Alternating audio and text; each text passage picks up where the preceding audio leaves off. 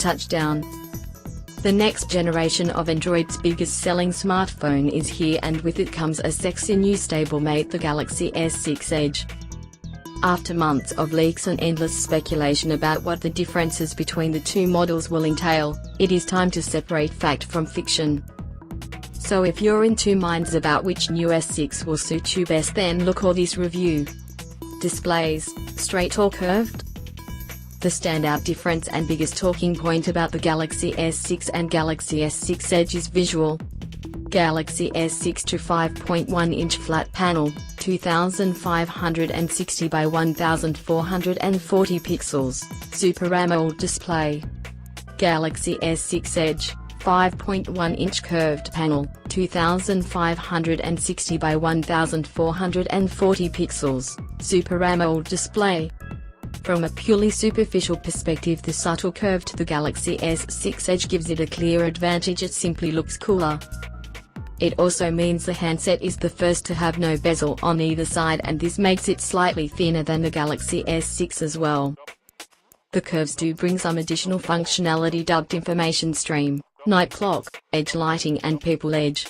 The first two were on the note edge and, as their names suggest, scroll information all the time along the edge. Meanwhile, people edge is triggered by a swipe from the top right side and brings up most frequent contacts, while edge lighting can tie calls from those people to a color which lights up on the side of the phone when it is face down. Yes, none of these are revolutionary, and I doubt many will place the S6 Edge face down just for the side light, but it will no doubt be opened up to third parties and has the potential to be really innovative as time goes on. Then again, those bowled over by the S6 Edge also need to consider three practical factors. How prone will those sides be to accidental touch input in hand? Will the glass edges make the handset less durable? And how much protection can cases realistically offer? Aside from the curves, both the Galaxy S6 and S6 Edge have identical main screens and, as expected, they step up to native 2K panels from the 1080p resolution seen in the Galaxy S5. Those happy to squint at their screens may just about to make out the benefits here, but the real difference will come from the enhanced brightness and contrast levels both phones bring. Samsung arguably produced the best smartphone displays seen in any phone last year, and both the Galaxy S6 and S6 Edge look set to carry this on. Design, positive but polarizing changes. Durability is also a wider question for both models. As part of an extensive redesign process, dubbed Project Zero, the big risk Samsung has taken is giving both phones glass backs. For Samsung stalwarts, the impact is threefold. Firstly, the risk of damage to the backs, despite the use of Corning Gorilla Glass 4, which rarely occurred with the removable plastic backs of previous Galaxy phones. Secondly, the backs are no longer removable, which means the end of the Galaxy S line's long history of swappable batteries and micro SD expansion slots. Thirdly, Samsung has also confirmed neither the Galaxy S6 or S6 Edge will be waterproof. Pragmatists will have their hands up in despair. The compensation for these losses is both the Galaxy S6 and S6 Edge represent a significant step up in the quality of build materials from past generations. The headline act is the shift to unibody aluminium chassis. This is a familiar path. HTC kicked it off with the HTC One range, Samsung hinted at its plans with the Galaxy Note 4's metal frame, and Apple leapt aboard with the iPhone 6 and iPhone 6 Plus after toying with the idea in the original iPhone 2G. Visually, comparisons between both the Galaxy S6 and S6 Edge can certainly be made here with the iPhone 6 and 6 Plus, but, while Apple's lawyers may disagree, what is far more interesting for potential Samsung owners is the company has stepped up to address one of the longest-running criticisms of its devices: they feel cheap. What hasn't changed is Samsung's ongoing use of a physical home button. On-screen controls are increasingly popular, but Samsung has good reasoning here, since both the Galaxy S6 and S6 Edge feature upgraded fingerprint sensors which work with a touch rather than needing a swipe. I'll discuss the impact of this later. Galaxy S6, 143.4 by 70.5 by 6.8 mm, 5.64 by 2.77 by 0.27 in, and 138 grams, 4.86 ounces. S6 Edge, 142.1 by 70.1 by 7 mm, 5.59 by 2.76 by 0.27 in and 132 grams, 4.65 ounces. Galaxy S5, 142 by 72.5 by 8.1 mm, 5.59 by 2.85 by 0.32 in and 145 grams, 5.11 ounces. A real surprise from the switch to premium build materials is both the Galaxy S6 and S6 Edge have actually reduced both their footprints and weight compared to the Galaxy S5. The LG G3 still carries the most compact size, screen size ratio 5.5-inch display in 146.3 by 74.6 by 8.9 mm and 149 grams, but it remains very impressive work from Samsung. Battery life concerns with both models. Galaxy S6, 2550 mAh. Galaxy S6 Edge, 2600 mAh. On paper, loyal Samsung fans will be in for a shock. Both new models have smaller capacity batteries than their predecessor, the Galaxy S5 2800 mAh.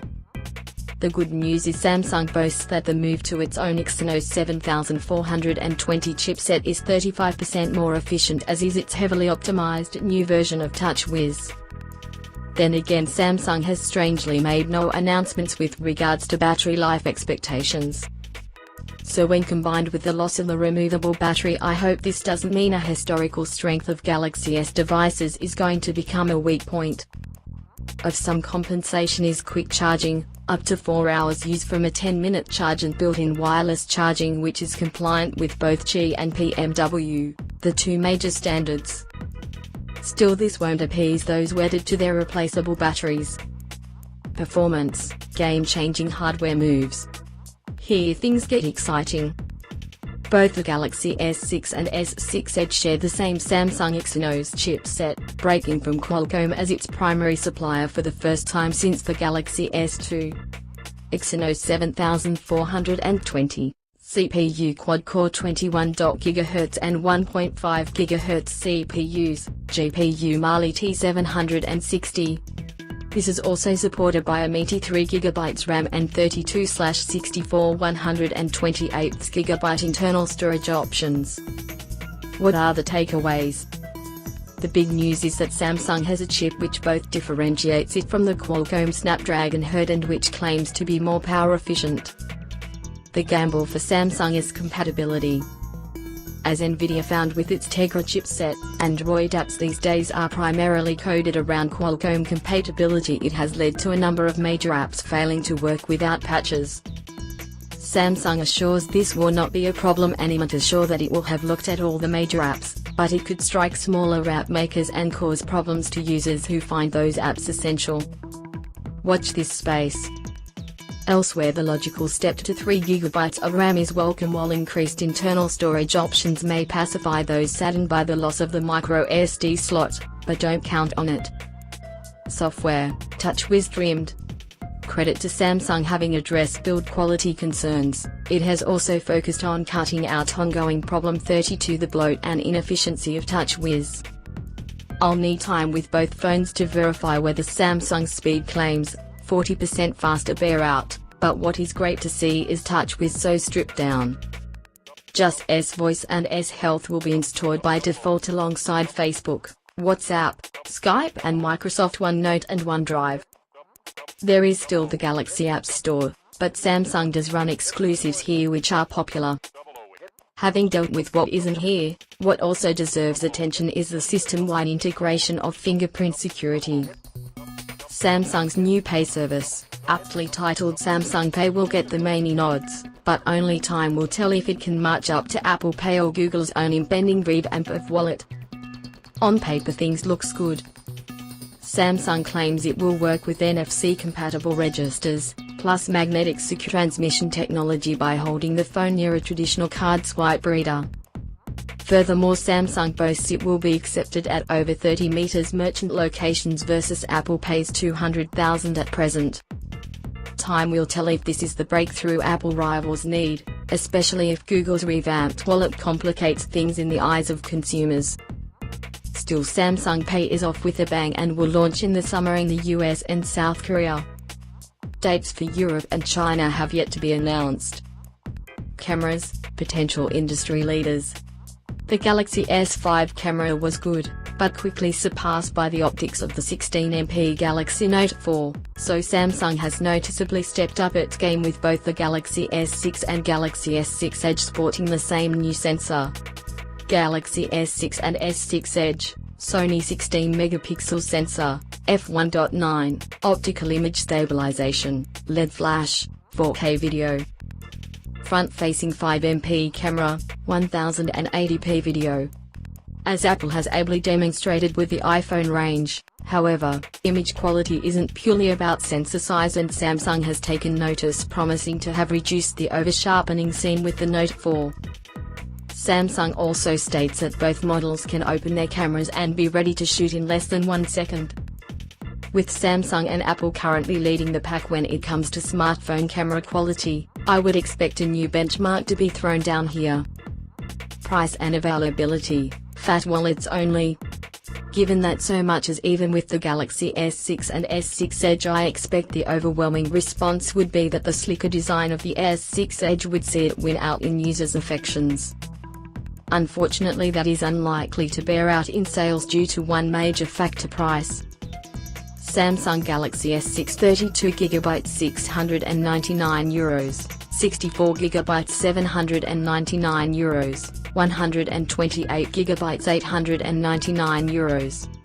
Samsung Galaxy S Edge 32GB €849, 64GB €949, 128GB €1,049. Starting at €699, $782 sounds expensive. A 16GB iPhone 6 is $649, but EU pricing always includes 20% sales tax and US prices are normally lower in any case. Still, what will take breath away is the premium on the S6 Edge. There's some logic in Samsung emphasizing the premium nature of their models, but ultimately they are something of a risk. In 2014, Samsung was hit by both Apple at the high end and cheaper Chinese brands, most notably Xiaomi at the low end. Should you opt to take the plunge, there are 4 color options: white pearl, black sapphire, gold platinum and green emerald, and both models go on sale April 10th in no less than 20 countries.